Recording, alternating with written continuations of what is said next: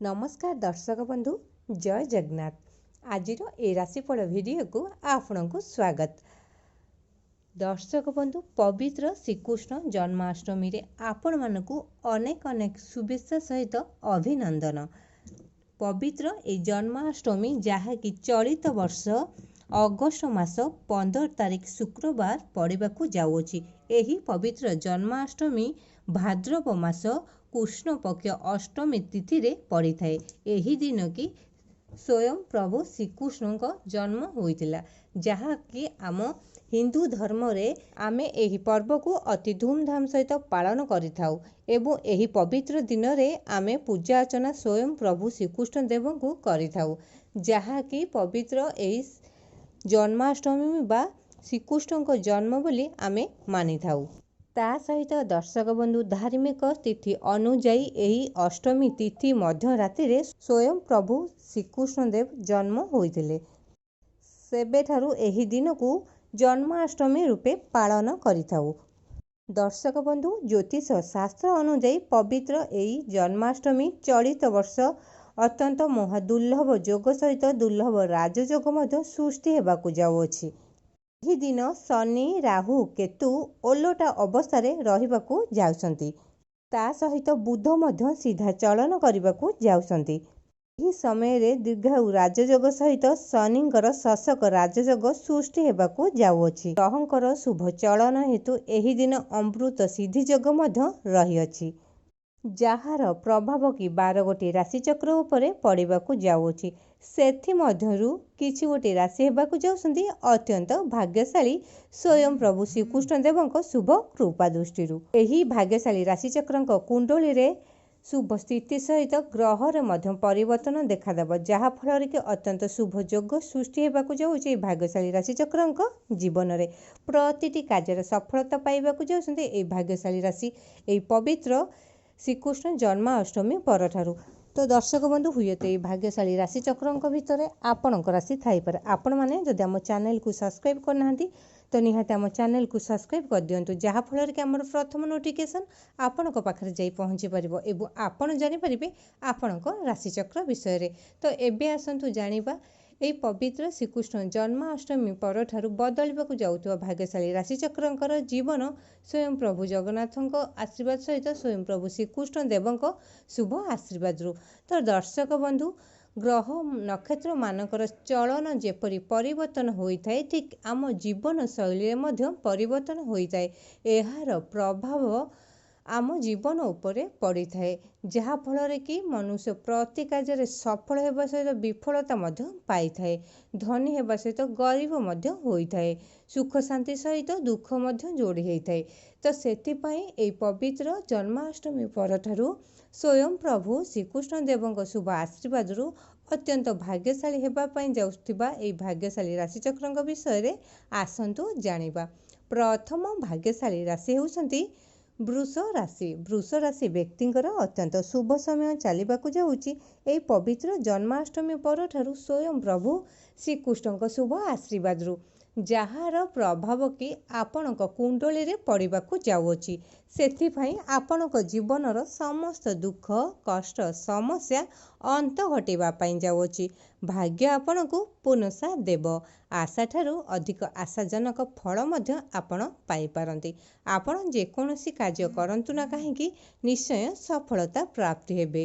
ଦୀର୍ଘ ଦିନ ଧରି ଲାଗି ରହିଥିବା ଆପଣଙ୍କ ଜୀବନରେ ଦୁଃଖ କଷ୍ଟ ସମସ୍ୟା ସବୁ ଅନ୍ତ ଘଟିବା ପାଇଁ ଯାଉଅଛି। ଭାଗ୍ୟର ତାଲା ଖୋଲିବାକୁ ଯାଉଅଛି ଆପଣଙ୍କ ଜୀବନରେ। ସୁନା ପରି ଚମକିବାକୁ ଯାଉଅଛି ଆପଣଙ୍କ ଭାଗ୍ୟ। ଭାଗ୍ୟ ଆପଣଙ୍କୁ ପୁନଃସା ଦେବ। ଆଶାଠାରୁ ଅଧିକ ଆଶାଜନକ ଫଳ ମଧ୍ୟ ଆପଣ ପାଇପାରନ୍ତି। ଆପଣ ଯେକୌଣସି କାର୍ଯ୍ୟ ଆରମ୍ଭ କରନ୍ତୁ ନା କାହିଁକି ନିଶ୍ଚୟ ସଫଳତା ପ୍ରାପ୍ତି ହେବେ। ପ୍ରତିଟି କାର୍ଯ୍ୟରେ ଆପଣଙ୍କର ସମସ୍ତ ମନସ୍କାମନା ମଧ୍ୟ ପୂର୍ଣ୍ଣ ହେବ। ଦୀର୍ଘ ଦିନର ଅଟକିଥିବା ସମସ୍ତ କାର୍ଯ୍ୟ ଆପଣଙ୍କର ପୂର୍ଣ୍ଣ ହେବା ସହିତ ପ୍ରତିଟି କାର୍ଯ୍ୟରେ ସଫଳତା ପ୍ରାପ୍ତି ହେବେ। ଏହି ପବିତ୍ର ଶ୍ରୀକୃଷ୍ଣ ଜନ୍ମାଷ୍ଟମୀ ପରଠାରୁ ଆପଣଙ୍କ ଜୀବନ ସୁନା ପରି ଚମକିବାକୁ ଯାଉଅଛି। ହୁଏତ ଆପଣ କୋଟିପତି ବନିପାରନ୍ତି, କାରଣ ଆପଣଙ୍କ ଦୀର୍ଘ ଦିନର ବାକି ଦେୟ ଅତି ସହଜରେ ପାଇବାକୁ ଯାଉଛନ୍ତି। ଆପଣଙ୍କ ଜୀବନରେ ଲାଗି ରହିଥିବା ସ୍ୱାସ୍ଥ୍ୟାବସ୍ଥାରେ ନୂତନ ପରିବର୍ତ୍ତନ ଦେଖାଦେବା ସହିତ ଆପଣଙ୍କ ସ୍ୱାସ୍ଥ୍ୟ ମଧ୍ୟ ବହୁତ ଭଲ ରହିବ। ତା ସହିତ ଆର୍ଥିକ ସ୍ଥିତିରେ ଆପଣଙ୍କର ପରିବର୍ତ୍ତନ ଦେଖାଦେବା ସହିତ ଆର୍ଥିକ ସ୍ଥିତି ଅତ୍ୟନ୍ତ ସୁଧାର ଆସିବାକୁ ଯାଉଛି। ଏହି ପବିତ୍ର ଜନ୍ମାଷ୍ଟମୀ ପରଠାରୁ ଆପଣଙ୍କ ଜୀବନରେ ଧନ ଆସିବାର ମାର୍ଗ ଖୋଲିବାକୁ ଯାଉଅଛି।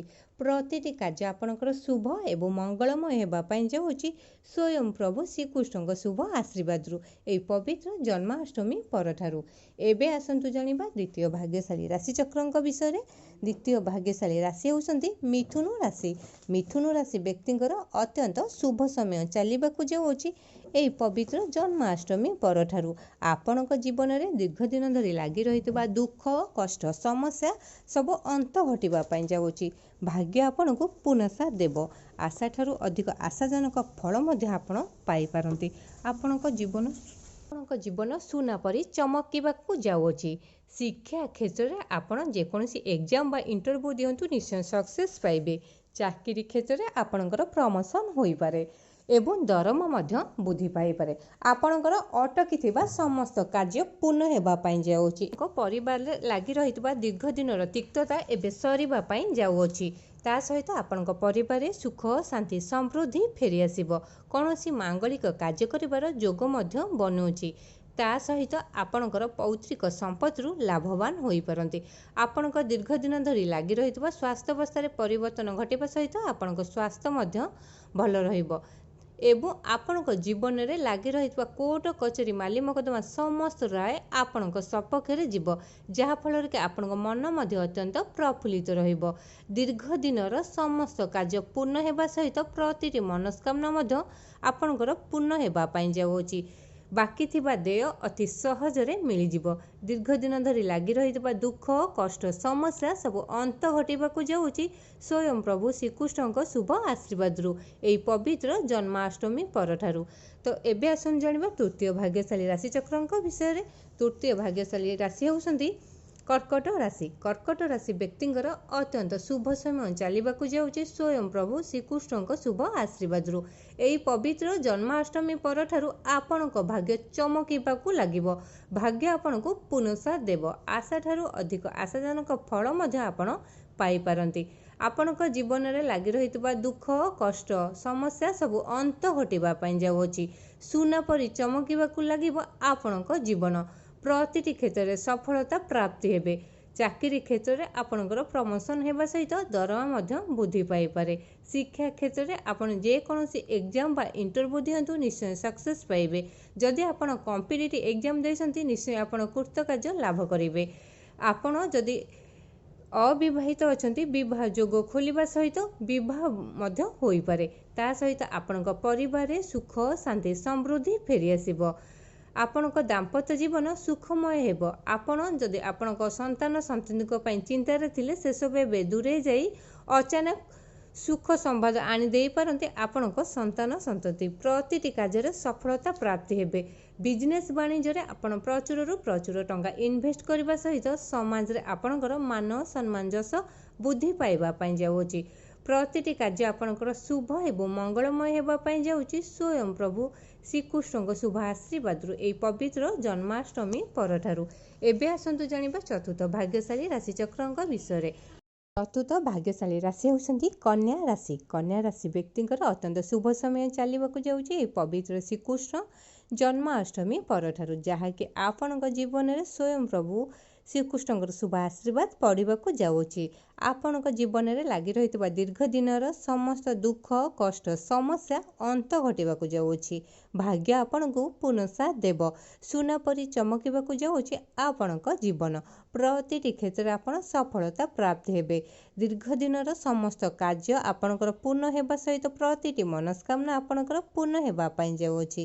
ଅଟକିଥିବା ବାକି ଦେୟ ଅତି ସହଜରେ ଆପଣଙ୍କୁ ମିଳିଯିବ। ଆପଣଙ୍କ ପରିବାରରେ ଲାଗି ରହିଥିବା ସମସ୍ତ ତିକ୍ତତା ଏବେ ସରିବାକୁ ଯାଉଅଛି। ତା ସହିତ ଆପଣଙ୍କ ପରିବାରରେ ସୁଖ, ଶାନ୍ତି, ସମୃଦ୍ଧି ଫେରିଆସିବ। ନୂତନ ଯାନ କିଣିବା ସହିତ ନୂତନ ଗୃହ ପ୍ରବେଶ କରିବାର ଯୋଗ ବନୁଅଛି। ଆପଣଙ୍କ ଜୀବନରେ ଲାଗି ରହିଥିବା ସମସ୍ତ ତିକ୍ତତା ଅନ୍ତ ଘଟିବା ସହିତ ସୁଖ ଶାନ୍ତି ସମୃଦ୍ଧି ଫେରିଆସିବ। ଚାକିରି କ୍ଷେତ୍ରରେ ଆପଣଙ୍କର ପ୍ରମୋସନ୍ ହୋଇପାରେ ଏବଂ ଦରମା ବୃଦ୍ଧି ପାଇପାରେ। ଶିକ୍ଷା କ୍ଷେତ୍ରରେ ଆପଣ ଯେକୌଣସି ଏକ୍ଜାମ୍ ବା ଇଣ୍ଟରଭ୍ୟୁ ଦିଅନ୍ତୁ ନିଶ୍ଚୟ ସକ୍ସେସ୍ ପାଇବେ। ରାଜନୈତିକ କ୍ଷେତ୍ରରେ ଆପଣ ସମାଜ କଲ୍ୟାଣ କରି ପ୍ରଶଂସାର ପାତ୍ର ମଧ୍ୟ ହୋଇପାରନ୍ତି। ଆପଣଙ୍କ ଜୀବନରେ ଦୀର୍ଘଦିନ ଧରି ଲାଗି ରହିଥିବା ଆର୍ଥିକ ସମସ୍ୟା ଦୂର ହୋଇ ଅଚାନକ ଧନ ପ୍ରାପ୍ତି ହେବାର ଯୋଗ ବନୁଅଛି। ତା ସହିତ ଆପଣ ପୌତ୍ରିକ ସମ୍ପତ୍ତିରୁ ଲାଭବାନ ହୋଇପାରନ୍ତି। ଆପଣଙ୍କ ଜୀବନରେ ଧନ ଆସିବାର ମାର୍ଗ ଖୋଲିବା ସହିତ ଆପଣ କୋଟିପତି ବନିପାରନ୍ତି। ସ୍ୱାସ୍ଥ୍ୟାବସ୍ଥାରେ ନୂତନ ପରିବର୍ତ୍ତନ ଦେଖାଦେବା ସହିତ ଆପଣଙ୍କ ସ୍ୱାସ୍ଥ୍ୟ ମଧ୍ୟ ବହୁତ ଭଲ ରହିବ। ତା ସହିତ ଆପଣଙ୍କ ଜୀବନରେ ଲାଗି ରହିଥିବା କୋର୍ଟ କଚେରୀ ମାଲି ମକଦ୍ଦମା ସମସ୍ତ ରାୟ ଆପଣଙ୍କ ସପକ୍ଷରେ ଯିବାରୁ ଆପଣଙ୍କ ମନ ଅତ୍ୟନ୍ତ ପ୍ରଫୁଲ୍ଲିତ ରହିବ। ପ୍ରତିଟି କ୍ଷେତ୍ରରେ ଆପଣଙ୍କର ଶୁଭ ଏବଂ ମଙ୍ଗଳମୟ ହେବା ପାଇଁ ଯାଉଛି ସ୍ୱୟଂ ପ୍ରଭୁ ଶ୍ରୀକୃଷ୍ଣ ଦେବଙ୍କ ଶୁଭ ଆଶୀର୍ବାଦରୁ ଏହି ଜନ୍ମାଷ୍ଟମୀ ପରଠାରୁ। ଏବେ ଆସନ୍ତୁ ଜାଣିବା ପଞ୍ଚମ ଭାଗ୍ୟଶାଳୀ ରାଶିଚକ୍ରଙ୍କ ବିଷୟରେ। ପଞ୍ଚମ ଭାଗ୍ୟଶାଳୀ ରାଶି ହେଉଛନ୍ତି ମକର ରାଶି। ମକର ରାଶି ବ୍ୟକ୍ତିଙ୍କର ଅତ୍ୟନ୍ତ ଶୁଭ ସମୟ ଚାଲିବାକୁ ଯାଉଛି ଏହି ପବିତ୍ର ଜନ୍ମାଷ୍ଟମୀ ପରଠାରୁ, ଯାହାକି ଆପଣଙ୍କ ଜୀବନରେ ସ୍ୱୟଂ ପ୍ରଭୁ ଶ୍ରୀକୃଷ୍ଣ ଦେବଙ୍କ ଶୁଭ ଆଶୀର୍ବାଦ ସହିତ ପ୍ରତିଟି କାର୍ଯ୍ୟ ସଫଳତା ପ୍ରାପ୍ତି ହେବେ। ଆପଣଙ୍କ ଜୀବନରେ ଲାଗି ରହିଥିବା ଦୁଃଖ କଷ୍ଟ ସମସ୍ୟା ସବୁ ଅନ୍ତ ଘଟିବା ପାଇଁ ଯାଉଅଛି। ଆପଣଙ୍କ ପରିବାରରେ ସୁଖ ଶାନ୍ତି ସମୃଦ୍ଧି ଫେରିଆସିବ। ତା ସହିତ ଆପଣ ଯେକୌଣସି କାର୍ଯ୍ୟ କରନ୍ତୁ ନା କାହିଁକି ପ୍ରତିଟିରେ ଆପଣ ସଫଳତା ପ୍ରାପ୍ତି ହେବେ। ଅଟକିଥିବା ସମସ୍ତ କାର୍ଯ୍ୟ ପୂର୍ଣ୍ଣ ହେବା ସହିତ ବାକି ଦେୟ ମଧ୍ୟ ଆପଣ ମିଳିବାକୁ ଯାଉଅଛି। ଆପଣଙ୍କ ପରିବାରରେ ଲାଗି ରହିଥିବା ଦୀର୍ଘ ଦିନର ତିକ୍ତତା ଏବେ ସରିବା ସହିତ ପରିବାରରେ ସୁଖ ଶାନ୍ତି ସମୃଦ୍ଧି ଫେରିଆସିବ ଏବଂ କୌଣସି ମାଙ୍ଗଳିକ କାର୍ଯ୍ୟ କରିବାର ଯୋଗ ବନୁଅଛି। ଆର୍ଥିକ ସମସ୍ୟା ଦୂର ହୋଇ ଆପଣଙ୍କର ଅଚାନକ ଧନ ପ୍ରାପ୍ତି ହେବାର ଯୋଗ ବନିବା ସହିତ ଧନ ଆସିବାର ମାର୍ଗ ଆପଣଙ୍କ ଜୀବନରେ ଖୋଲିବାକୁ ଯାଉଅଛି। ହୁଏତ କୋଟିପତି ବନିପାରନ୍ତି। ଭାଗ୍ୟ ଆପଣଙ୍କୁ ପୂର୍ଣ୍ଣ ସାଥ ଦେବ। ଆଶାଠାରୁ ଅଧିକ ଆଶାଜନକ ଫଳ ମଧ୍ୟ ଆପଣ ପାଇପାରନ୍ତି। ପ୍ରତିଟି କାର୍ଯ୍ୟରେ ଶୁଭ ଫଳ ପାଇବା ସହିତ ଚାକିରି କ୍ଷେତ୍ରରେ ପ୍ରମୋସନ୍ ହୋଇପାରେ। ଶିକ୍ଷା କ୍ଷେତ୍ରରେ ଆପଣ ବିଦେଶ ଯାତ୍ରା କରିପାରନ୍ତି। ବିଜନେସ୍ ବାଣିଜ୍ୟ କ୍ଷେତ୍ରରେ ଆପଣ ପ୍ରଚୁରରୁ ପ୍ରଚୁର ଟଙ୍କା ଇନଭେଷ୍ଟ କରିବା ସହିତ ସମାଜରେ ଆପଣଙ୍କର ମାନ ସମ୍ମାନ ଯଶ ବୃଦ୍ଧି ପାଇବ। ପ୍ରତିଟି କାର୍ଯ୍ୟ ଆପଣଙ୍କର ଶୁଭ ଏବଂ ମଙ୍ଗଳମୟ ହେବା ପାଇଁ ଯାଉଛି ସ୍ୱୟଂ ପ୍ରଭୁ ଶ୍ରୀକୃଷ୍ଣ ଦେବଙ୍କ ଶୁଭ ଆଶୀର୍ବାଦରୁ ଏହି ଜନ୍ମାଷ୍ଟମୀ ପରଠାରୁ। ତ ଦର୍ଶକ ବନ୍ଧୁ, ଏହି ସବୁ ଥିଲା ଭାଗ୍ୟଶାଳୀ ରାଶିଚକ୍ରଙ୍କର ଭାଗ୍ୟଫଳ, ଯାହାକି ପବିତ୍ର ଜନ୍ମାଷ୍ଟମୀ ପରଠାରୁ ବଦଳିବାକୁ ଯାଉଛି ଭାଗ୍ୟଶାଳୀ ରାଶିଚକ୍ରଙ୍କର ଜୀବନ ସ୍ୱୟଂ ପ୍ରଭୁ ଶ୍ରୀକୃଷ୍ଣ ଦେବଙ୍କ ଶୁଭ ଆଶୀର୍ବାଦରୁ। ପ୍ରତିଟି କାର୍ଯ୍ୟରେ ସଫଳତା ପ୍ରାପ୍ତି ହେବା ସହିତ ସମାଜରେ ମାନ ସମ୍ମାନ ଯଶ ବୃଦ୍ଧି ପାଇବ ଏବଂ ପରିବାରରେ ସୁଖ ଶାନ୍ତି ସମୃଦ୍ଧି ଫେରି ପାଇବାକୁ ଯାଉଛନ୍ତି ଏହିସବୁ ଭାଗ୍ୟଶାଳୀ ରାଶିଚକ୍ର। ଆପଣମାନଙ୍କୁ ଯଦି ଆମ ଭିଡ଼ିଓଟି ଭଲ ଲାଗିଲା ନିହାତି ସହୃଦୟରେ କମେଣ୍ଟ ବକ୍ସରେ ଜୟ ପ୍ରଭୁ ଶ୍ରୀକୃଷ୍ଣ ଦେବ ଲେଖି ଜଣାଇବା ସହିତ ଭିଡ଼ିଓଟିକୁ ଲାଇକ୍ କରନ୍ତୁ, ସେୟାର କରନ୍ତୁ ଏବଂ ଚ୍ୟାନେଲଟିକୁ ସବସ୍କ୍ରାଇବ୍ କରନ୍ତୁ।